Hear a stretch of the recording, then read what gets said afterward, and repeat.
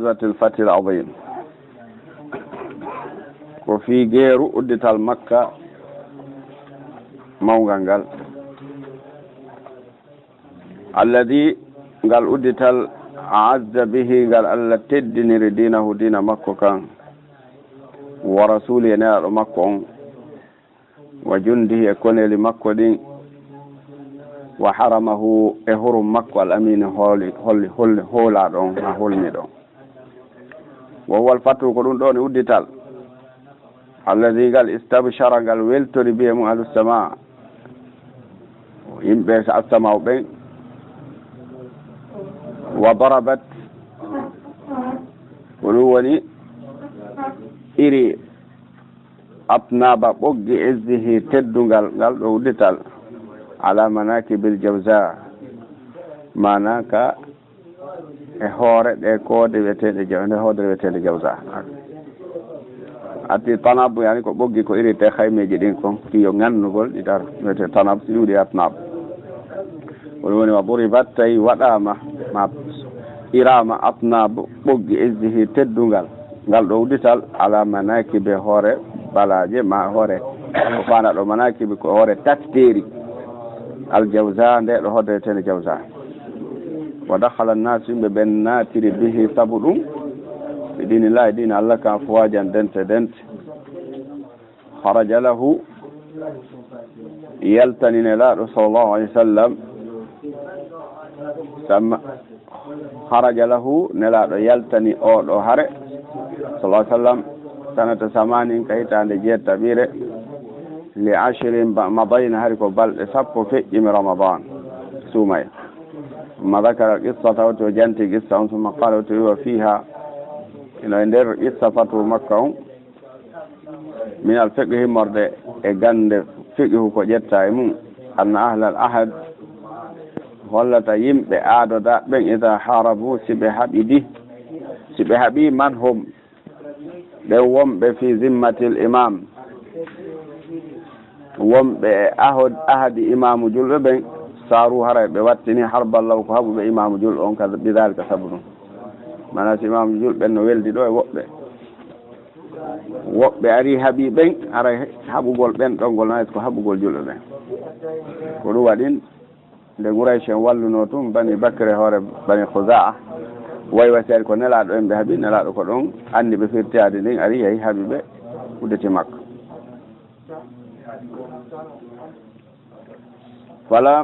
falahu no wodani haray imam julbe ayu bayyitahum law juhirta be jamma fi diyari ka galleji mabbe wala yahtaju haton jinta ay yu'limahum law andinta be ala sawa'i hore ko fotata wi'ata do ma humpita be awa adini firtike mi arde abunela juhuno be tundo wa inma yakunu andu ko latto dhalika dum idha khafa ko si huli minhu mabbe khiyana jam ko si o subsoni o huli e mabbe jam fa on say o yetto be nem firti bay huli jam fa mo joni nyande mi yani o wota juwo fa iza tahaqqaha ko tayne don haqiqini jam fa kan wandi ko gonga fala ara don haton jinay nugol nulta e mabbe andina be firtiyaade wa fiha ina do kadi intiqab firtagol ahdul jami' ahadi ففو ما بذلك سبب إذا رضوا سبب لام به يعني واللي تقول يعني حبقول سبب أميره مع يسوع جلبه كما أنه ونوان كم يدخلوه بنات في العادي عندين كذي طبعا على بجوكي تكذي بفو ما بكذي ما ناسي فد واتر أو دام بيرا جوكي وفيها نلو جواز دقاد الصلح والإندير الصلح 10 سنين دو بسبب والصواب كون صواب كون أنه يجوز ندقو فوق ذلك كفئدو بسبب للحاجة التأييم ببن مري حاجة مو والمصلحة مؤجرين بنهم وأن الإمام أنه إمام جوجو إذا سئل سؤالا دام ما لا يجوز نكو دقتاكو بذله ولوني أكو قولون أو لا يجب ما رواتاك فسكت أو دئي لم يكن هرى لا تاكي سكوتو دئي ما كن بذلان كو جنو لأن أبا سفيان سأل لأن رسول الله صلى الله عليه وسلم تجديد العهد هي إنتين قول عهد دي باو سبتوني يونو مكة واريو neɗɗo men andi goɗɗum ari ga haala soupçonna kono joni min faala en heyɗintin haade ni wallingol hara nden duuɓi sappo ni ha timma fa sagata deƴƴi rasulullahi ñaɗo allah sallah sallam walam mi jebu neraɗo jabaki mo cheng hay fus walam yakun hari laataki bi hada sukut e nde deƴƴere ɗo mo ahidallahu ko awduɗo Aba Sufyan no holla de hari o jaɓanima o fino ɗo anna rasul wonde nelaɗo la yubtal waratake len Aba Sufyan sabu Aba Sufyan min manna mo jeyano e firtuɓe addi ndin kono ɓako imminaɗo Quraysh nelaɗo warano wa qatalal jasusa nelaɗo warno noon sekkerejo al muslima julɗon mana aray yahunoɗo wolugol si secret julɗo ɓe wa tarjiriji l mar'a kullu haalil haaja wono ɗo kadi daginta ɓorgol debbo o laaɓa so tawi haaju no landi ɗum sabu sayna ali en koye neraɗo wi yoɓe yaw ɓe jokkita lettere mo debbo jogino waɓe ɗaɓɓita ɓe yaal ɓe wino yo yaltimmona ɗum ɓe ɓooraymo waw tawi ɗum waɗay o yaltinima wanna rajulan gorko ida nasaba al muslim yo dambidiri e neɗɗo julɗo ɓe kufrin kefera ko awni faaqi manafik yagal mutaawilan tawa hino woodi ko o firiri ɗum o hadaban hara ko tikkangol lillahi wonande allah laali hawa wona fi mbeleɗe makko tun lam yasam o bakkon ɗinta sabu umar takkuno ɗo e hatim bo abi balda to nafik yagal windunoɗo lettere on umar wino nelaɗo a jonnan kafam taƴa dande o inaw nafak o woni nafiqiji kono ko tikkangol Allah o waɗirno ɗum na mbeleɗe wonki tuma o wolirno no woodi kadi ka waɗimo tawil hon ɗum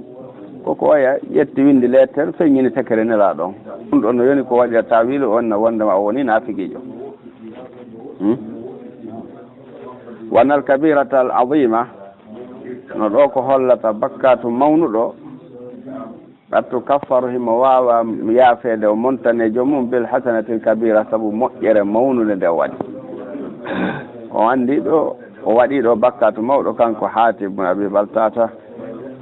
kono ko moƴƴere nde wanno ka badiri nden no fooli ɗum ɗon bakkatu jano o waɗi ɗon kono imo waɗi moƴƴere to nden no wawi ɗum baraji ɗi heɓuno toon ɗi ko ɗum si nelaɗo wino Umar certo o tawano haare badiri nden Allah fertuno arnoɓe badiri ɓen fof wi onon ɗo kala ko waɗɗo mi yaafika on tawi ono wi wannal kabirata al azima no ɗo ko hollata bakkatu mawnuɗo gattu kaffar mo wawa montanede neɗɗo bil hasanatil kabira sabu moƴƴere mawde kadi nde wanno kama qala taala no Allah wino ina al hasanati moƴƴereji ɗi yudhibna sayyiati ɗi ittay boneji ɗi wa bil aks koko sayi koko yiltodire ɗum ɗon kon ma contraire ɗum ɗon kon ko gawli taala no Allah wini wala tubtilu sadaqatikum taw bonni sadakaji mum ɗin bil manni wal ada wooli tugo e lorrugol contraire on kon ɗum holli kadi jaka golle mawɗe kadi laɓaɗe pihum gokkunni ko watnaka ila no wayɗe bonnude kadi sabu manne ada ko pihum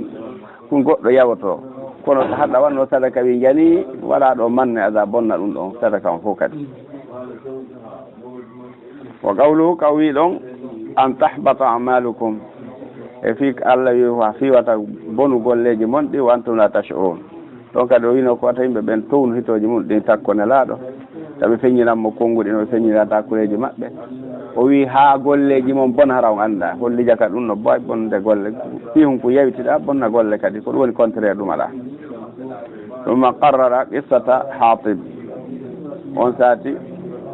ko yewti ɗo kon o tabintini noon qissa Hatib ibn Abi Baltata no yewtirɗen noon ko qissatu Zul Khuwaysirata e qissa o weteɗo Zul Khuwaysirata wa amsalihi mana e honoɓe makko ma qala hoto wi wa man lahu lob kala jogiiɗo haqqille laaɓuɗe o aqlun ɗum kadi ko haqqille ya'lamu on no anndi ya'lamu hara mo anndi qadra martaba mana mawnugol hadi masala o masala ɗo wa shiddatul haaja e tattugol haaji yimɓe ilayha e makko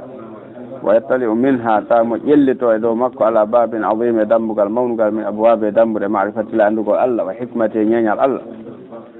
wa fiya no ɗo jawal daga dukhulu makka natugol makka lil qitali fi hare al mubahi daginde bi ghayri ihram tawa onti horminaki fus horminaki hajjuna umra wala khilaf lutodiral ala annahu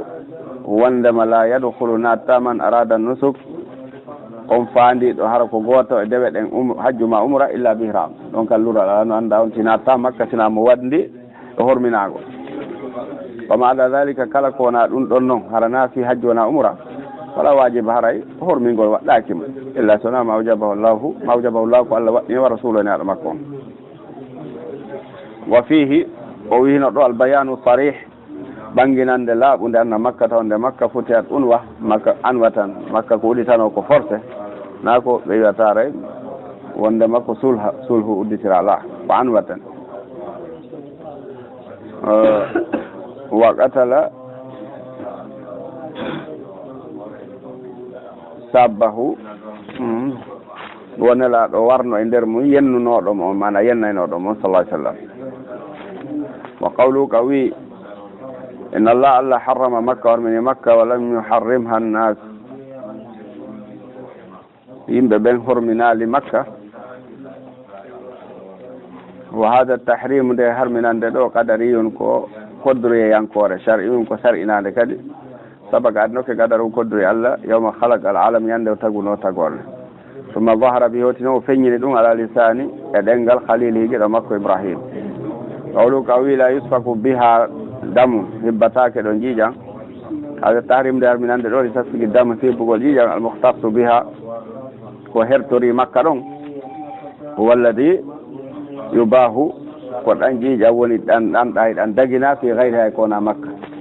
ko ɗon haray no harmi hibbugol ɗan makka ɗon wa yarum no harmi fi ha ɗon makka ɗon li kawni a sabu latade makka haraman ɗon ko hurum allah ka tahrimi wano harminira kadi adude shajar fofugol leɗɗe ɗen ma taƴa calɗi makka qawlu ka wi la yubad fohatake biha makka ɗon mana saltatake biha makka ɗon shajaru leɗɗe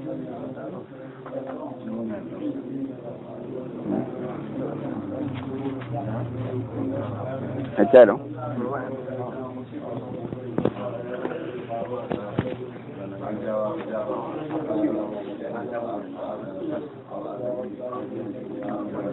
naati